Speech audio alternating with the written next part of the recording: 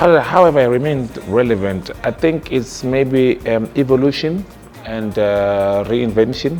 I think those are two combinations that I've done, and also the power of collaboration, because I always allow myself to be a student of any time of music in my life. I'm a big collaborator. I was the youngest, and right now I find myself being the oldest in the studio, and everybody else is younger than me, and I don't shy away from learning and challenging myself. My earliest memory of Channel O, my memorable one was the one where I was performing at the Channel O Music Award. I think when Channel O launched the Music Award, and I was performing with Liquid Deep and Black Coffee.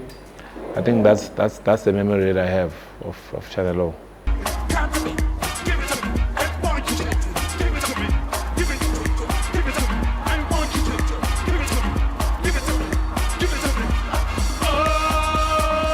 When we're talking about what the international awards signify in my career right now, I think what do you get after the Grammy? Another Grammy. Like, you are right at the epitome of the music industry. There's nothing else above that. Everybody is working hard to get a Grammy, and once you have a Grammy, then the next thing that you can have is to have another Grammy. That's where my dream is right now. Is to have so many Grammy winners from South Africa that it's not really that special, and anybody who has put their mind in it, they can be able to feel it and touch it and be great. I think that's really where my focus is. I'm not a fan of the only one, the first one, the whatever one. I think we've passed that stage of the first one, the only one.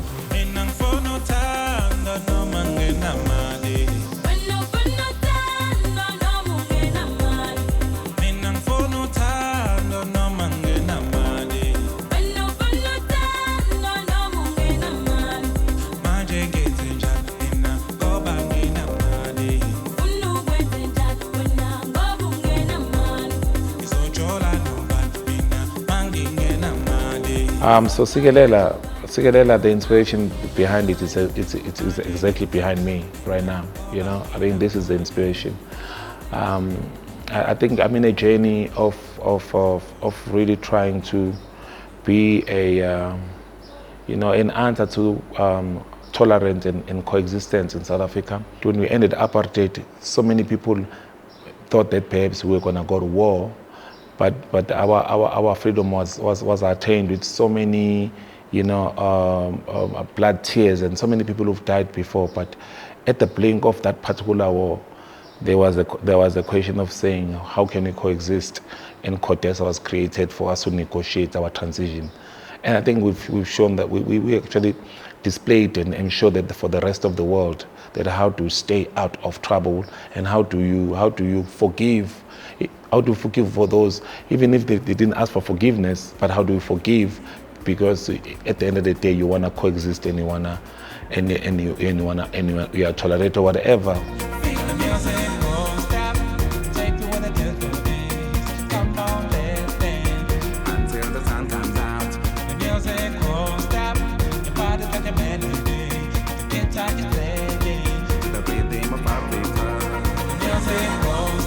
Music is not really a contributor.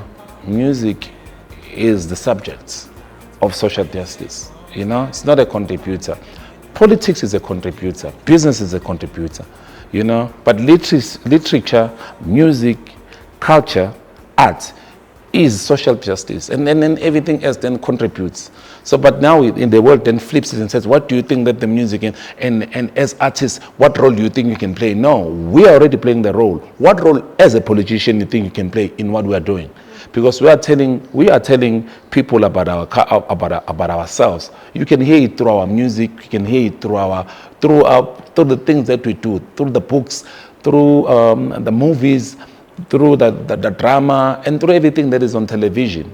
That's where you can literally tell. You can't tell on a balance sheet that where the country is. You can't tell. Government and corporate South Africa has a lot to do. I think as the artists, we're already doing the most. it got to a point when I was like, now I wanna be able to change so many people's lives. So I wanted to go to an NGO space. But what my mom always said, so the space works on as a kid is funded. For no music, share number phone. I like that.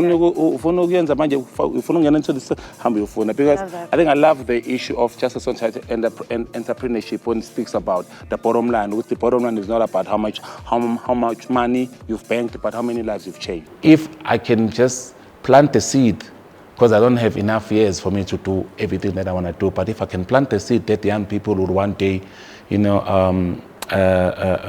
move it forward, would be to make sure that each and every South African understand that this country is ours, and that we have to coexist, and that we have to tolerate ourselves, and also that we have to give opportunities to those who have not had opportunities altogether. And I don't believe in fairness, I believe in justice, So I'm a justice guy, because sometimes fairness can be unfair to some people. I cannot stress it enough that someone with 2 parents married and someone with no parents at all because they died of HIV, that I'd say, it's fair. I'm gonna give you same opportunities.